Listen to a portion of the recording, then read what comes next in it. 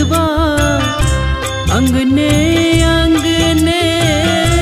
भटकब कतवा हेते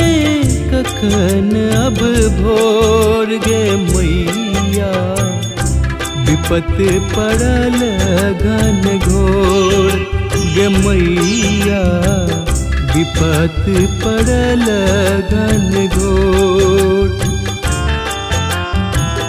विपत पड़ल घन घोर।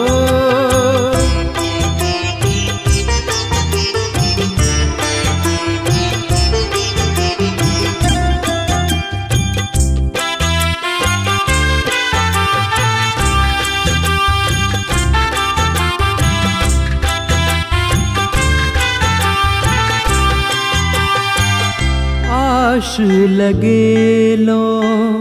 कलश बसेलो पूजब चरणम तो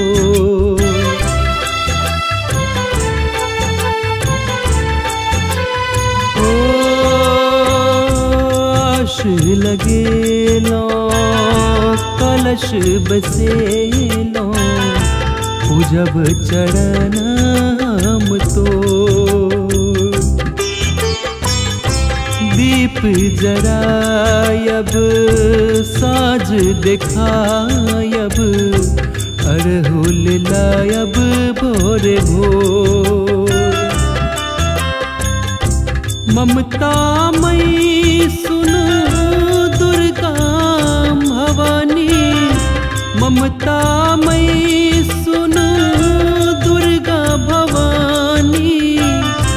पुत्र करते सोर गे मैया विपत पड़ल घन घोर गे मैया विपत पड़ल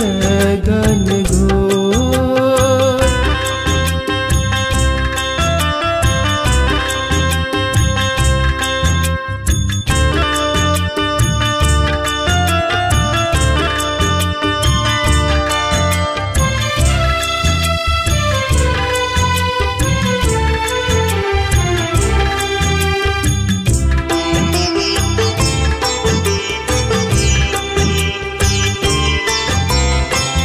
पूत कपूत ता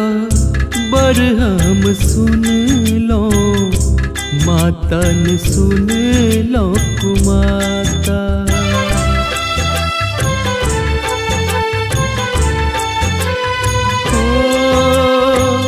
पूत कपूत ता बरहम सुन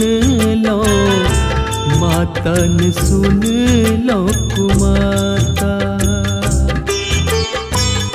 विपत्ति के मोटरी बरबारी दा दिलो हमार विधाता कल्प रहल अछि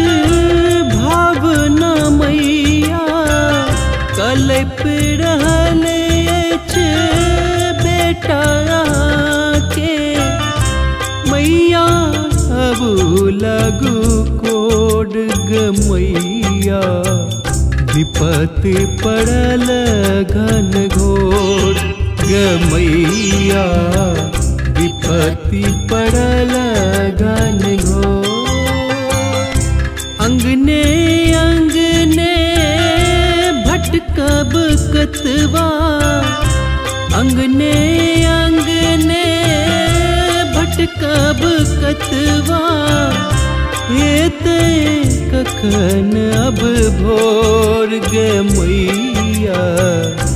विपत पड़ल घन घोर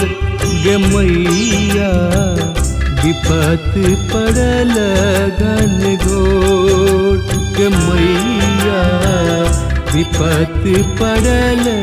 घन घोर।